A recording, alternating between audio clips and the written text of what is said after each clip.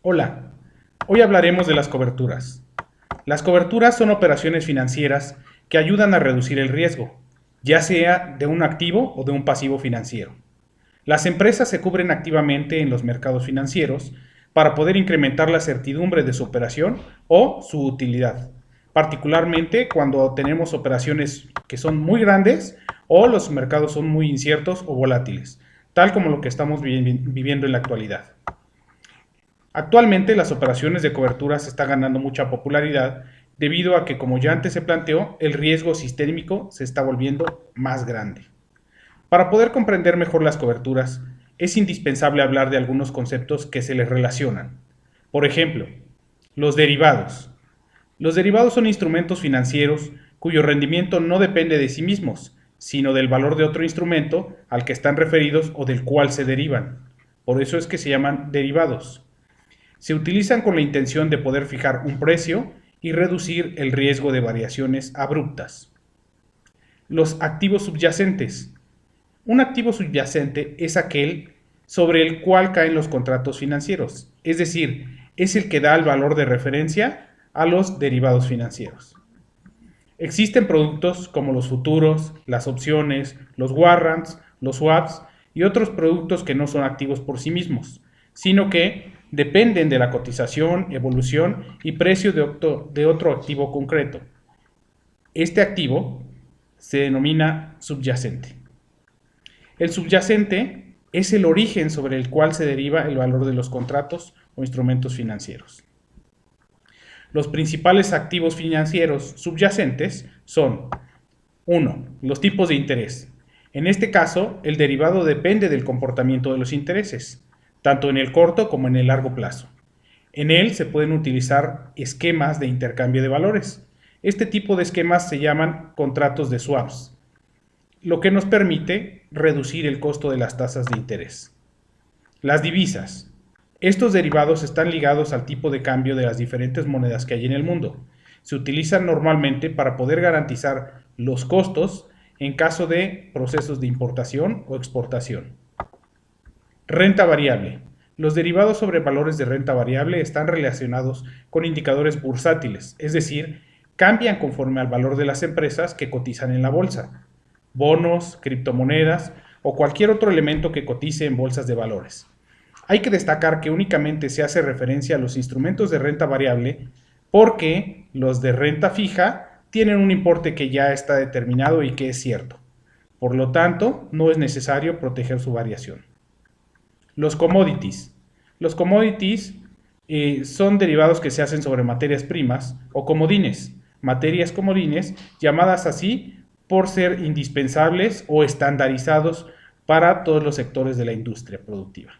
Existen tres tipos de activos. Primero, energéticos, como el petróleo, el gas, el combustóleo, el coque. Metales, cobre, oro, plata, acero, etc. Y agrícolas o agropecuarios, como las naranjas, el aceite, el trigo, el centeno, la carne de res, la carne de puerco, la manteca de cerdo. Todos estos que he mencionado son los más representativos, aunque cualquier producto que se pueda estandarizar se puede negociar en un mercado de materias primas o commodities. Los créditos. Los derivados de crédito están ligados a eventos de impago o quiebra. Los utilizan los inversionistas para mejorar sus rentabilidades o para cubrirse del riesgo de crédito.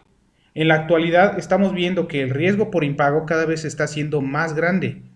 Cada vez más personas o más empresas dejan de pagar y entonces esto genera que haya un mayor riesgo asociado. Al haber un mayor riesgo, las tasas de interés que pagan todas las personas que utilizan los créditos se incrementan. Los instrumentos antes mencionados en México operan de dos formas: a través del MEXDER o mercado de derivados, que es un mercado que está regularizado, o mediante operaciones OTC, over the counter. Estas operaciones también son válidas, pero el mercado no está regulado, ya que la mayoría de las operaciones son individualizadas. Dentro de los instrumentos operados en el MEXDER se encuentran los futuros, las opciones y los warrants. En cuanto al mercado OTC, opera instrumentos como los forwards y los swaps. Los futuros. El contrato de futuros genera hoy la obligación que tiene el comprador de adquirir un subyacente a un precio determinado en una fecha futura. Esta obligación se complementa con la obligación de un vendedor de vender ese mismo subyacente a un precio determinado. Por ejemplo, hoy hacemos un contrato de compra de maíz. Sabiendo que la tonelada al día de hoy está en 7,500 pesos, se contrata el precio por tonelada dentro de un año a 8,500, no importando en cuánto esté en realidad en el mercado ordinario. Ambos, comprador y vendedor, tienen la obligación de hacer la operación a ese precio, es decir, a 8,500. Los forwards son contratos de futuros y funcionan exactamente igual. Sin embargo, son operados en el mercado OTC, debido a que son contratos más específicos y normalmente se hacen entre particulares.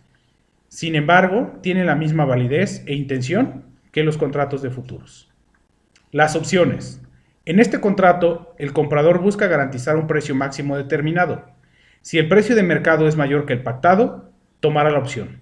Si es más bajo, dejará la opción y solamente pagará la prima pactada. Los warrants son contratos de garantía. En este tipo de contratos se permite normalmente al productor tener garantizada la venta de un activo a un precio con un valor determinado de antemano. Para efectos prácticos, es algo como lo que en México se ha denominado precios de garantía. Para conocer la utilidad de este tipo de instrumentos, pongamos un ejemplo. Tenemos una empresa que envasa jugo de naranja. Luego entonces, lo más importante para la empresa es garantizar que contará con las naranjas suficientes para efectuar su producción. Sin embargo, la empresa tiene un precio de venta ya determinado, mismo que no puede estar cambiando tan frecuentemente como cambia el precio de las naranjas. Se encuentra entonces con dos problemas. Por una parte, el abasto de la materia prima y por la otra, la fluctuación del precio. El mayor riesgo para la empresa es no tener la materia prima y tener que parar la producción, lo que obviamente llevaría a la empresa a cerrar. El segundo riesgo es que el precio de la naranja sea tan grande que no pueda mantener sus precios y al incrementarlos, sus clientes dejen de consumir el producto para consumir otro que puede ser similar, de menor precio o un producto sustituto. Al efectuar un contrato de futuro garantiza, por una parte, el abasto de la materia prima. Por otra parte, conocer el costo de la materia prima para poder efectuar una proyección tanto de costos como de precios. Por eso es la importancia de este tipo de instrumentos en la toma de decisiones.